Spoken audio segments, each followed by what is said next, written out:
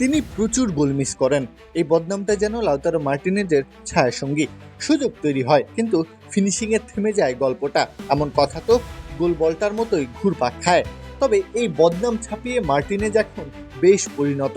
হন্ডুরাসের বিপক্ষে সেই ছাপটাই রেখে গেলেন। ম্যাচের ৩৭তম মিনিটে পেনাল্টি পায় আর্জেন্টিনা। দায়িত্ব বুঝে এগিয়ে আসেন মার্টিনেজ, নিখুঁতভাবে জালে জড়ান বল। সেই সাথে আর্জেন্টিনার হয়ে ৩৭তম গোলও করে ফেলেন তিনি।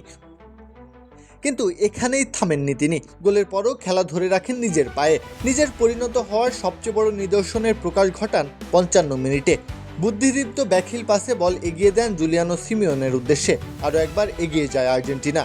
কুল অ্যান্টিপারস্পিরেন্ট ডিওডোরেন্ট স্টিক, যা আপনাকে দেবে ২৪ ঘন্টা পর্যন্ত ঘাম থেকে সুরক্ষা। শেষমেশ ২-০ ব্যবধানে হন্ডুরাসকে পরাজিত করে আকাশী নীলরা। আর এই দুই গোলেরই মূল কারিগর লাউতারো। তিনি এখন শুধুই আর ফিনিশার নন, ক্রিয়েটরও। একটা পরিসংখ্যানেই পরিষ্কার হয়ে যাবে সবটা। আর্জেন্টিনার হয়ে ৭৬ ম্যাচ খেলেছেন, গোলের সংখ্যাটা ৩৭ আর অ্যাসিস্ট ১১টি। অভিযোগের পাতা ছিঁড়ে ফেলে এখন তিনি বিশ্ব চ্যাম্পিয়নদের আক্রমণ ভাগের অগ্রণী সেনানী। লাউতারো মার্টিনেজ আগের সেই মার্টিনেজ আর নেই। খোলসটা বদলে ফেলেছেন। তিনি এখন ম্যাচ জেতানো এক শক্তিশালী অস্ত্র। প্রত্যহ কাব্য, খেলা ৭১।